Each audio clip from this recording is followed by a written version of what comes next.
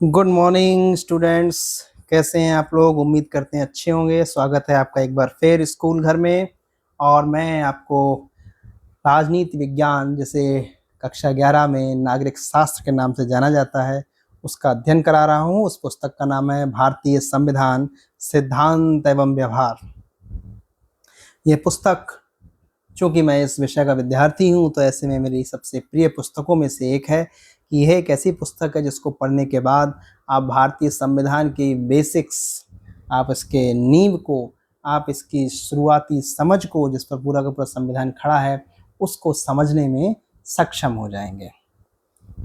हम इस किताब का चैप्टर 2 का अध्ययन कर रहे हैं, जिसमें हमने कुछ एक टॉपिक्स को देख लिया है। फिलहाल हमारा जो मुख्य टॉपिक जो अब आ रहा है इस वीडियो में, उसका नाम ही है कि हम भारत के संविधान के मौलिक अधिकारों को एक एक करके देखें।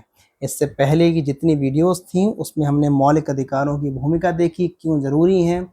हमने दक्षिण अफ्रीका के मौलिक अधिकार देखे, उनमें कौन कौन सी चीज़ें हैं। साथ ही साथ मौलिक अधिकारों की रक्षा कौन करता है, मौलिक अधिकारों से राज्य और व्यक्ति के बीच में संबंधों का पुनर्गठन कैसे होता है। अब हम बात करते हैं इसके बारे में थोड़ा डिटेल में। तो इसके लिए अब मुझे कॉपी पेन लाना पड़ेगा, तो आप बस इंतज़ार कीजिए। मौलिक अधिकार,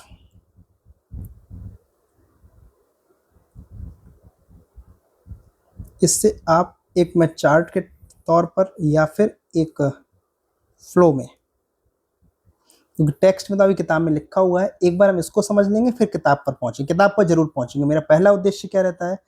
किताब से पढ़ें आप। जैसे एक आज़ादी के समय जब दयानंद सरस्वती जी ने एक मुहावरा दिया था, या बोलते हैं एक उद्धरण दिया कि वेदों की ओर लौटो, लौटो। मेरा कहना है पुस्तकों की ओर, पुस्तकों की ओर लौटो। बिना पुस्तक के कुछ नहीं हो सकता। आप सिर्फ नंबर के लिए, आप सिर्फ टॉपिक के लिए मत पढ़िए। आप पढ़िए आलोचनात्मक समझ विकसित करने के लिए, कि आप आलोचना कर सकें। आलोचनात्मक समझ समझते हैं ना, कि आप नीर और क्षीर का विश्लेषण कर सकें, इतना विवेक आपके पास हो। हर किसी को पता होगा अनुच्छेद 17 क्या होता है, आपको स्पेशल क्या पता होगा? आप क्यों मुझसे पढ़ रहे हैं? ऐसी समझ आपके पास जब आप पढ़ लेंगे अनुच्छेद 17 को, तब पता चलेगा कि आप मुझसे अनुच्छेद 17 क्यों पढ़ेंगे। क्योंकि मेरा उद्देश्य केवल सिलेबस करा देना नहीं है, मेरा उद्देश्य ये कि आप टॉपिक से मुठभेड़ करें। क्योंकि यह तो बहुत छोटी किताब है, आगे चलकर आप बड़ी किताबें पढ़ेंगे। हमेशा यही करते रहेंगे, नोट से पढ़ते रहेंगे? नहीं, आप आज आगे के बाद बड़ी सेवाओं में जाएंगे। आपको 4-4, 5-5 पेज की चीज़ें मिलेंगी, आपको उसका सार बताना पड़ेगा। आप कैसे पढ़ेंगे? आपकी आदत पड़ जाएगी नोट्स की। तो नोट्स नहीं, किताब से पढ़िए। तो मैं किताब तक जरूर जाऊंगा। मौलिक अधिकार इंपॉर्टेंट क्यों है? कि वे इतने मौलिक हैं कि इसके बिना जीवन हो ही नहीं सकता। और महत्वपूर्ण क्यों है? कि इनको सुरक्षा किससे प्रदान होती है? संविधान से। इनको सुरक्षा किससे प्रदान होती है? न्यायालय से। ठीक, तो हमारे भारतीय संविधान में मुख्यतः 6 प्रकार के मौलिक अधिकार हैं। पहला कौन सा है? समता का अधिकार। चलिए, अब आपको अच्छे से दिखाई देगा। समता का अधिकार। दूसरा, स्वतंत्रता का अधिकार। तीसरा, शोषण के विरुद्ध अधिकार। चौथा है धार्मिक स्वतंत्रताओं या स्वतंत्रता का अधिकार। पांचवा यहाँ लिख दे रहा हूं। पांचवा है शिक्षा एवं संस्कृति का अधिकार। और लास्ट छठा है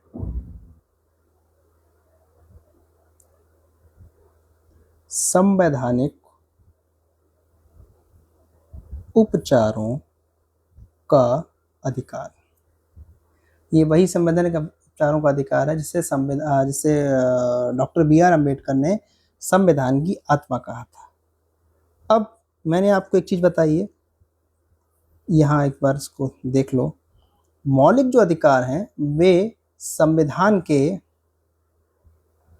भाग 3 में हैं, ठीक। और भाग 3 में कितने अनुच्छेद हैं? अनुच्छेद 12 से लेके 35 तक है। मैं आपको बता चुका हूं कि भाग क्या होते हैं, अनुच्छेद क्या होते हैं। एक बार और बता दूं? चलिए एक बार और बताता हूं। यह है आपकी पुस्तक,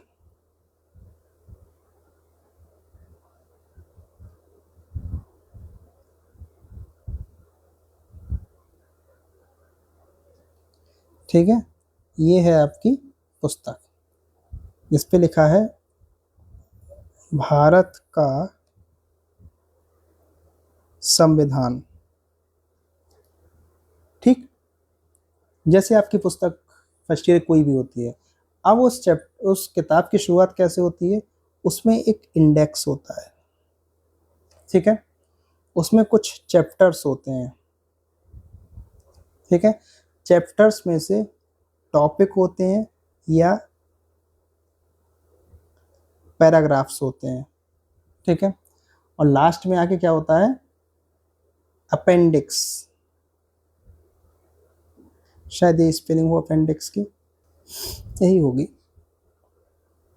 अब संविधान भी आपका एक किताब है, तो संविधान में इंडेक्स है, प्रॉपर इंडेक्स है, ठीक है, जिसमें उसके सारे चीजें दी हुई हैं पहले से ही, ठीक। चैप्टर्स हैं 1 2 3, कुल चैप्टर कितने हैं? 22। अब जो चैप्टर्स में आपकी किताब में टॉपिक वाइज दिए होते हैं, पैराग्राफ वाइज दिए होते हैं, संविधान में एक चीज है कि हर चैप्टर में जो भी चीज दी होगी वो पॉइंट वाइज में दी होगी, पॉइंट 1 2 3 4 इस टाइप से, ठीक है। और इन पॉइंट्स को बोलते हैं अंग्रेजी में आर्टिकल और हिंदी में बोलते हैं अनुच्छेद। अब भाग 2 शुरू होगा, मान के चलो भाग 1 में 4 हैं, 4 ही हैं। भाग 2 शुरू होगा तो भाग 2 में जो पॉइंट होगा वो नेक्स्ट पॉइंट होगा 4 के बाद 5 6 7 इस टाइप से। अब भाग 3 जब स्टार्ट होगा तब उसमें नेक्स्ट से जैसे 12, क्योंकि ये 11 तक खत्म होता है, 12 13 से लेके 35 तक। फिर भाग 4 शुरू होगा तो वो 36 से स्टार्ट होगा। समझ में आया आपको? अब लास्ट में आके, बिल्कुल लास्ट में, कि किताब के लास्ट में जो उत्तरमाला दी होती है या फिर कोई लॉगरिथम्स की टेबल दी हुई होती है या कुछ और फॉर्मूलाज दिए होते हैं, ऐसे बिल्कुल लास्ट में कुछ सूचियां दी हुई हैं। सूची 1 2 3 4 5 कुछ टेबल्स दी हुई हैं, ठीक है। इनकी संख्या कितनी है? 12। इसी सूची को बोल देते हैं अनुसूची, या इंग्लिश में बोलते हैं शेड्यूल, ठीक है। अनुसूची 1 2 3 4। तो अगर इसमें हम जाएंगे तो इसमें क्या हो जाएगा? ये हो जाते हैं भाग संविधान में, ये हो जाते हैं अनुच्छेद, और यह हो जाती है अनुसूची, ठीक है। समझ में आया? तो मौलिक अधिकार किस भाग में है? भाग 3 में, और अनुच्छेद 12 से लेके 35 तक। तो यही बात लिखी है ना। चलिए आगे बढ़ते हैं। अब ये जो आपको मौलिक अधिकार संविधान के भाग 3 में दिए हुए हैं, ये हर एक अधिकार कुछ अनुच्छेदों में टूटा हुआ है। कि समता का अधिकार, कुछ अनुच्छेद मिलके समता की बात करते हैं। क्या क्या है बताएंगे अभी। कुछ अनुच्छेद मिलके किसकी बात करते हैं? स्वतंत्रता की। कुछ अनुच्छेद मिलके किसकी बात करते हैं? ये। कुछ अनुच्छेद इसकी बात करते हैं, कुछ इसकी बात करते हैं, कुछ इसकी बात करते हैं, ठीक है। क्लियर है? तो इसकी बात कौन कौन से अनुच्छेद करते हैं? 14 है, अनुच्छेद 15, अनुच्छेद 16, अनुच्छेद 17 और अनुच्छेद 18। ये समानता की बात करते हैं, कितने हैं, 1 2 3 4 5। ठीक। स्वतंत्रता की बात कितने करते हैं, अनुच्छेद 19 20 21 और 22। शोषण के विरुद्ध कितने लोग बात करते हैं, 3 23 और 24।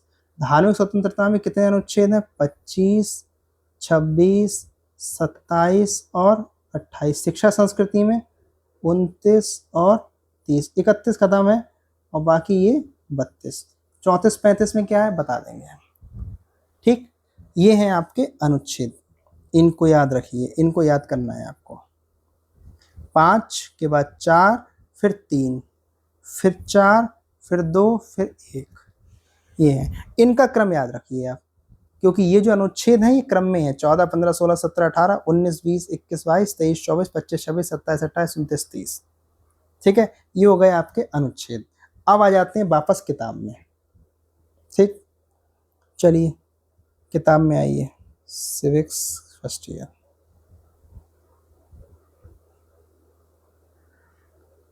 ये आपका संविधान के मौलिक अधिकार, समता का अधिकार, स्वतंत्रता का अधिकार मिला। तीसरा, शोषण के विरुद्ध अधिकार। चौथा, धार्मिक स्वतंत्रता का अधिकार। पांचवा, संस्कृति और शैक्षिक अधिकार, बात वही है। और संवैधानिक उपचारों का अधिकार। अब इसके आगे लिख लो अपनी अपनी किताब में, किताब जरूर होनी चाहिए। ये क्या था, अनुच्छेद 14, ये अनुच्छेद 15, ये अनुच्छेद 16, यह अनुच्छेद 17 और यह अनुच्छेद 18। ठीक, अब नीचे आ जाओ। यह अनुच्छेद 19, यह अनुच्छेद 20, यह अनुच्छेद 21, यह अनुच्छेद 21 का, ये का क्या चक्कर है बताएंगे जब यहाँ पहुंचेंगे तब। यह अनुच्छेद 22, यह अनुच्छेद 23, यह अनुच्छेद 24 और यह अनुच्छेद 25, यह 26, यह 27 और यह 28, यह 29 और यह 30 और यह 32। यही तो थे सारे। ठीक, देखो 1 2 3 4 5, इसके बाद 1 2 3 4, 4 के बाद 2, फिर 2 के बाद 4, फिर 4 के बाद 2, 2 के बाद 1। ठीक, इनको ऐसे ही एक बड़े से पेपर पर लिख करके इनके आगे संख्या डाल करके और उसको आप चिपका लो अपने कमरे में जहाँ पढ़ाई करते हो। ठीक है, तो चलिए इस वीडियो को यहीं पर ख़त्म करते हैं। इसमें मैंने आपको सारे अधिकारों के बारे में बता दिया, कौन कौन से हैं। एक चार्ट मैंने बना के आपको दिखा दिया, उस चार्ट पे भी वीडियो पॉज करेंगे आप, पीछे ले जाएंगे तो चार्ट को आप बना लेना अपनी कॉपी पर। अब हर एक अधिकार की एक एक वीडियो आपके पास पहुंचेगी। समता का अधिकार, फिर स्वतंत्रता का अधिकार, उसका शोषण के विरुद्ध अधिकार, उसके बाद फिर धार्मिक स्वतंत्रता का अधिकार, फिर उसके बाद सांस्कृतिक एवं शिक्षा का अधिकार और यह संवैधानिक उपचारों का अधिकार। इसका मतलब 5 वीडियो आपके पास पहुंच जाएंगी और उन 5 वीडियो के माध्यम से आप मौलिक अधिकार पर एक अच्छी समझ विकसित कर सकेंगे। ठीक है, तो यह वीडियो यहीं तक थी। बने रहिए, पढ़ते रहिए, सीखते रहिए, आलोचनात्मक दृष्टिकोण पैदा कीजिए, क्वेश्चंस करना पैदा कीजिए कि आप कैसे क्वेश्चंस को फ्रेम करते हैं और क्वेश्चंस को पूछना शुरू कीजिए। आपको उत्तर मिले ना मिले, आप जिस विद्यालय में पढ़ रहे हैं उस विद्यालय के टीचर्स से पूछिए प्रश्न। मैं हमेशा बोलता हूँ, मैं अपने बच्चों से खुद बोलता हूँ कि बेटा प्रश्न करो। विद्यार्थी अच्छा वही है जो प्रश्न करता है। टीचर कितना भी आपसे कहे कि आप बदतमीज हैं, कहना सर हमें बदतमीज रहने, बस हमारे प्रश्न का उत्तर दे दीजिए कि ये समानता क्या होती है, स्वतंत्रता क्या होती है, हम यही क्यों कर सकते हैं, राज्य व्यक्ति बना कैसे। ये प्रश्न आप जब करना शुरू कर देंगे तब आपको उत्तर मिलना भी एक ना एक दिन शुरू हो जाएंगे। प्रश्न करने की कभी भी उस जिम्मेदारी से पीछे मत हटिए। अच्छा बच्चा वही जो प्रश्न करेगा, प्रश्न वही करेगा जो अपना दिमाग खोलकर सामने से पढ़ेगा। ठीक है, तो बने रहिए। बहुत बहुत धन्यवाद, मिलते हैं अगली वीडियो में।